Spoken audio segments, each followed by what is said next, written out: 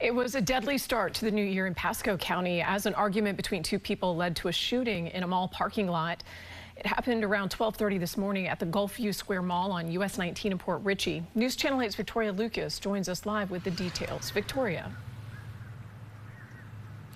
Jen, this entire ordeal just truly tragic. We had the chance to speak to the brother of the man who passed away. He's still in shock and can't believe his little brother is now gone. He was young. You know, his story was still, his chapters were still being written. The new year ringing in with heartbreak for Marlo Jones and his family. It hurts and it sheds light on a real issue we have in our communities with gun violence. Jones's brother, 30-year-old Izell Peterson, lost his life in a shooting in the parking lot of the Gulfview Square Mall in Port Richey. He adds Peterson was attending the New Year's Eve party at the Vault, an event venue next to the mall. According to the Pasco County Sheriff's Office, Peterson and another man were in a fight that escalated to gunshots being fired. Both men were sent to separate hospitals, Jones receiving a call from his sister and immediately rushed to the hospital where Peterson was. Then I got into a triage, and that's where I found out that he died in the operating room. I know he was shot 3 or 4 times. I believe once in the chest and the leg and another part of his body. Jones and his family now beginning the new year without their loved one, holding on to who he was. He knew the Lord, and he was trying to rebuild his life in the best way he possibly could. He worked hard. I will remember his vivacious smile and his intellect. So tragic, especially at the start of the new year. Now, while officials say this investigation is ongoing, the family tells me they do plan to have a vigil to honor Peterson's life. That's going to be tomorrow evening at 6, right in front of the event club next to the mall. They say all are welcome. Live in Port Richey, Victoria Lucas, 8 on your side. People just don't realize when something like this happens how deep the devastation is.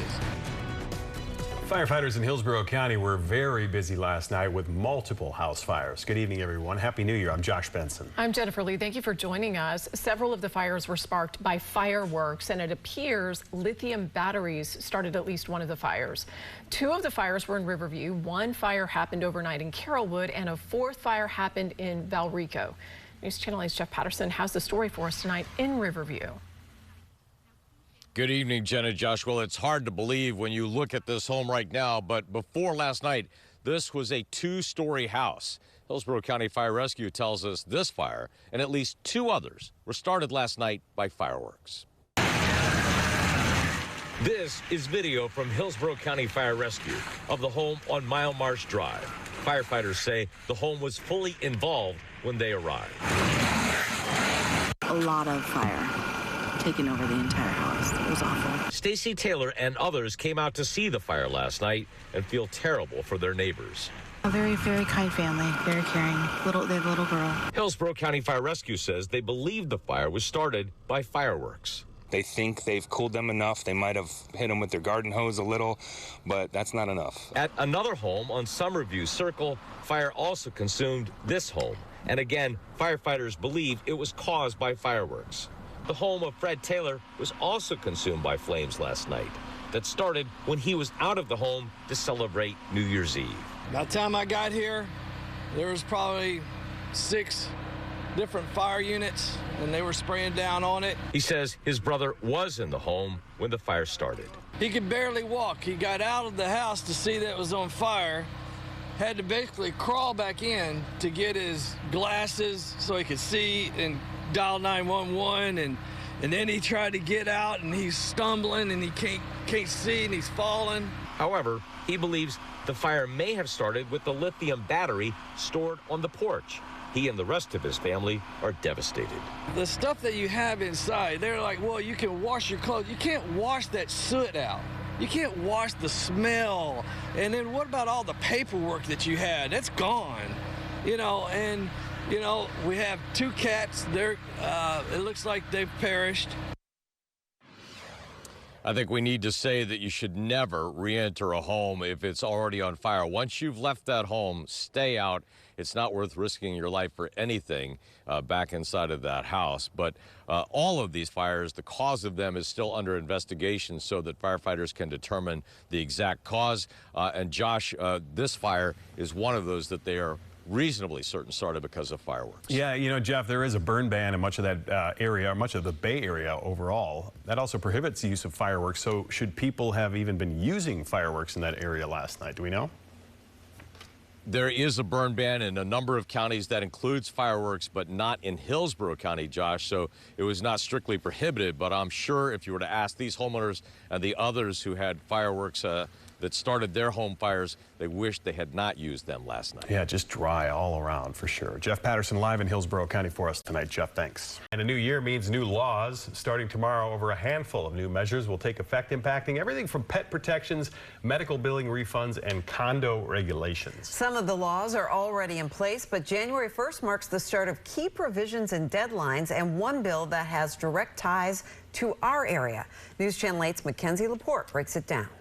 Most of the state's new laws from last legislative session took effect on July and October 1st, but there are a few more set to kick off when the clock strikes midnight and we step into the new year. With 2026 just hours away, a wave of new laws, deadlines, and provisions are set to take place on January 1. The first set deals with health care and insurance changes. In Senate Bill 158, state employees will no longer have to pay out-of-pocket costs for diagnostic or supplemental breast exams, hoping to encourage early detection and intervention. And for Senate Bill 1808, it requires facilities to issue a refund within 30 days for patients who accidentally overpaid their medical bills. Those that fail to comply face a $500 per violation charge. The second set handles pet protections and animal safety. House Bill 655 classifies pet insurance as property insurance, requiring insurers to make their policies more clear and explain how claims are covered. And with direct ties to Pinellas County, House Bill 255, also known as Dexter's Law,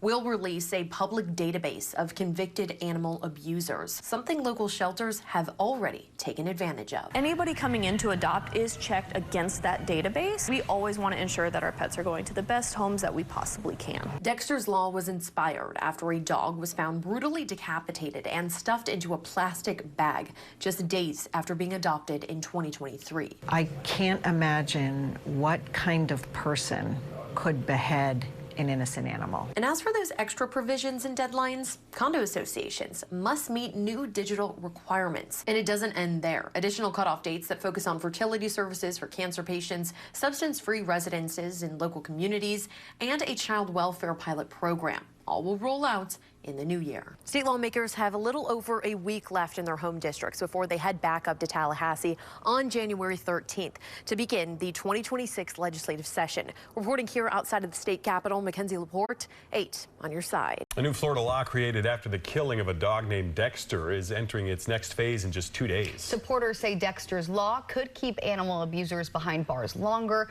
and stop them from adopting again through a new statewide database. News Channel 8's Georgia MacArthur joins us now live from the Hillsborough County Pet Resource Center with more on what will happen once this law goes into effect. Georgia. Yes, Josh and Paolo. So now people who are convicted of animal cruelty cases will now be automatically entered into a database. So that way pet adoption centers like this one will be able to do background checks on people statewide and throughout Florida counties. Dexter was a 4-year-old dog looking for a forever home. Just days after being adopted, he was found decapitated at Fort DeSoto Park in May of 2024. The case sparked a push for change.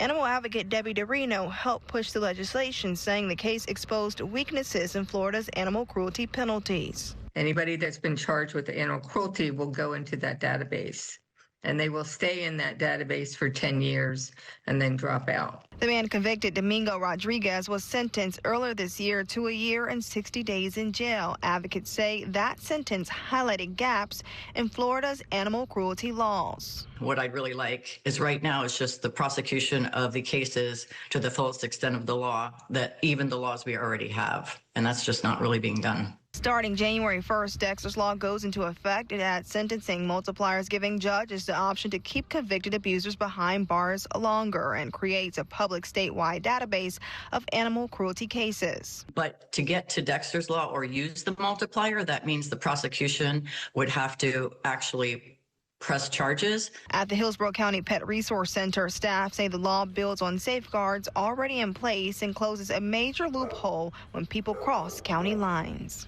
With the new state law, what we'll be able to do is check statewide. So if somebody comes to us from another county, we will be able to ensure that they aren't receiving a pet that they shouldn't be having. And the new database will immediately apply to new cases going forward on January 1st. Reporting live in Hillsborough County, I'm Georgia MacArthur, 8 on your side. News Channel 8 is your local election headquarters, and a Florida gubernatorial candidate is taking a hardline stance on homelessness in public areas. Republican James Fishback has proposed using the Florida National Guard to help enforce a public camping ban, but that's not all. News Channel 8 political reporter Ty Russell is here in the studio with more. Paola Josh, the 30-year-old political newcomer, has also proposed reopening controversial state-run psychiatric facilities for those who are chronically homeless. Now tonight, an advocate who runs a homeless nonprofit is pushing back on Fishback's ideas. Every day I go out 7 days a week, and I go in the woods, under overpasses, in the back of alleys, or bars, wherever I have to go to try to find them. Thomas Brown is the founder of nonprofit Tampa Homeless Outreach, mainly helping veterans who are sleeping in public areas. These people just fall on hard times, and they just need help. Florida Republican gubernatorial candidate James Fishback recently revealed his ideas in a post on social media. On day one, if you elect me your governor, I will deploy the Florida National Guard to our major cities to clean up our downtowns, to secure our streets, and to bring beauty, peace, and quiet to our cities again. One of those places is Tampa. The homeless situation in Jacksonville, Tampa, Fort Lauderdale, Miami, Orlando, it is out of control. In 2024, Governor Ron DeSantis signed a law requiring cities and counties to enforce a ban on camping and sleeping in public areas. Fishback is aiming to go a step further with that enforcement, on top of reopening controversial state-run mental illness centers.